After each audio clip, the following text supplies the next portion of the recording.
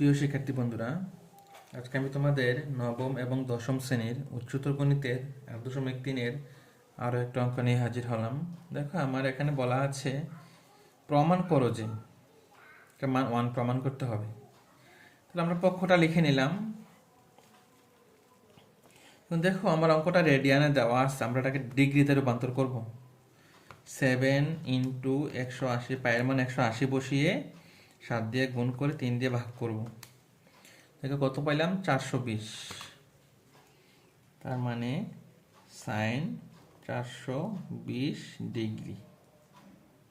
তারপর সেম একই রকম প্রত্যেকটা আমরা এভাবে করে নেব। 13 ইন্টু 180 ভাগ 6, 390। 390 ডিগ্রি মাইনাস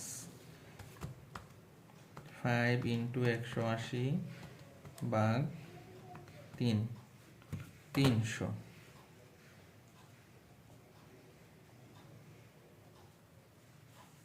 তারপরে 11 ইন্টু 180 ভাগ 6, 330।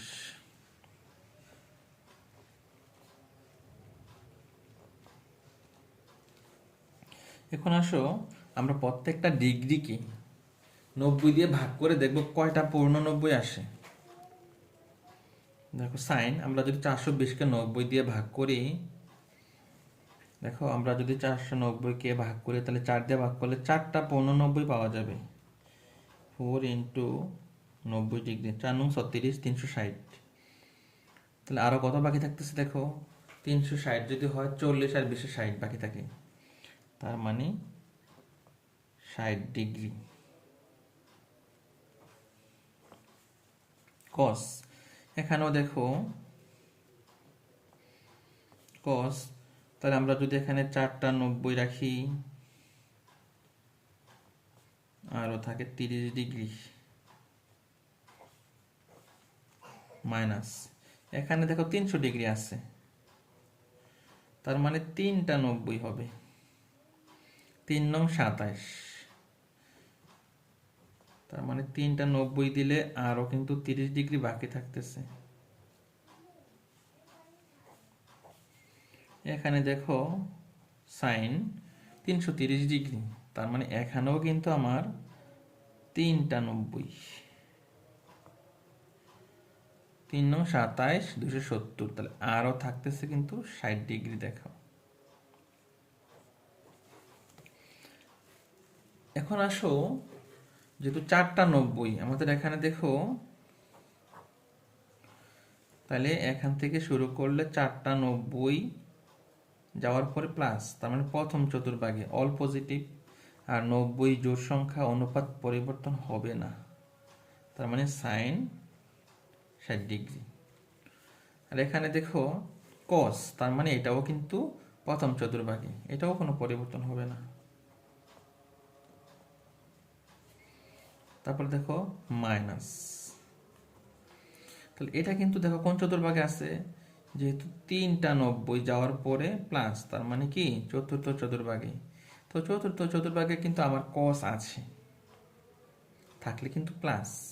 আর যেহেতু বিজোড় সংখ্যা গুণ আছে, 90 এর সাথে বিজোড় সংখ্যা গুণ থাকলে অনুপাত চেঞ্জ হয়, আর জোড় সংখ্যা গুণ থাকলে অনুপাত চেঞ্জ হয় না। যেহেতু বিজোড় সংখ্যা, তাহলে কস হয়ে যাবে সাইন কত ডিগ্রি, 30 ডিগ্রি। তারপর দেখো, এটাও কিন্তু আমার চতুর্থ চতুর্ভাগে আছে, তাহলে সাইন যেহেতু আছে, সাইন কিন্তু আমার এখানে মাইনাস, এখানে হলো কস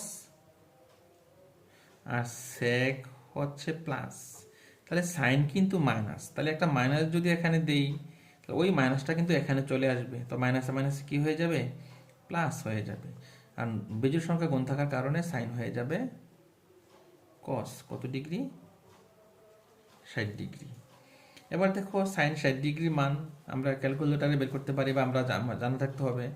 যেমন দেখো, যে সাইন 60 ডিগ্রির মান বের করার পর আমরা এটাকে ভগ্নাংশে নেওয়ার চেষ্টা করব। ভগ্নাংশে যদি না যায়, তাহলে এটা আমরা স্কোয়ার করব, স্কোয়ার করে ভগ্নাংশে নিব।